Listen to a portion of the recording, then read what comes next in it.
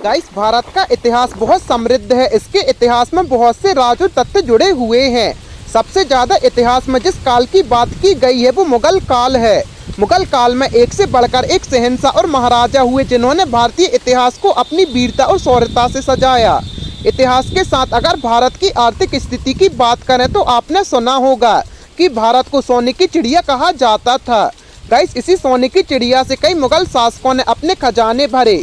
तो चलिए मुगल शासकों के खजाने के इतिहास को जानते हैं और साथ ही ये भी जानते हैं कि आखिर इनके खजाने से धुआं क्यों निकलता था।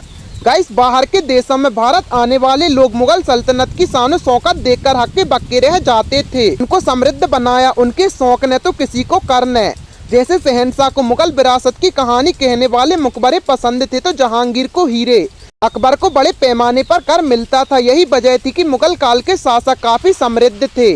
मुगल के खजानों का जिक्र अकबर के नवरत्न अबुल फजल में आईने अकबरी में किया है।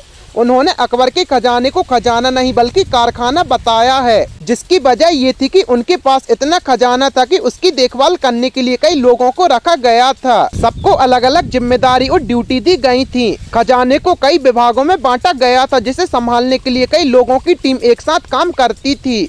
इन सभी विभागों को सभी टीम का अध्यक्ष अकबर का खास ख्वाजा सरा एतमाद खान और फूल मालिक था, जिसकी जिम्मेदारी थी कोषा अध्यक्ष के पास 2 लाख इकट्ठा होने के बाद फौरन राज दरबार के मुख्य कोषाध्यक्ष के पास सौंप देना।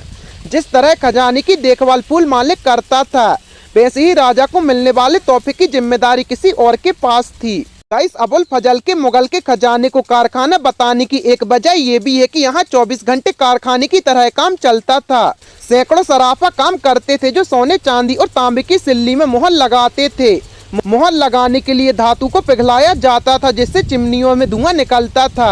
यही वजह थी कि मुगल के खजानों से धुआं निकलता था। कहते हैं कि यहाँ की मिट्टी भी लोगों को अमीर बना देती थी।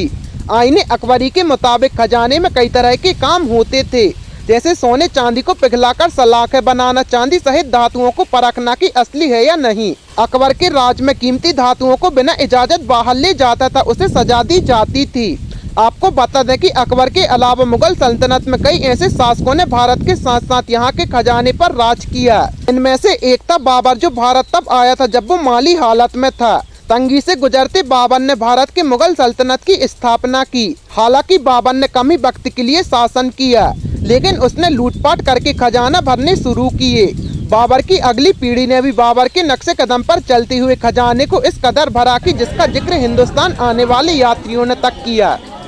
गाइस, आपको मुगलों के खजाने के इतिहास के बारे में जानकर कैसा लगा हमें कमेंट सेक्शन में जरूर बताएं और ऐसे ही अमेजिंग फैक्ट्स के लिए अपने चैनल को सब्सक्राइब करें।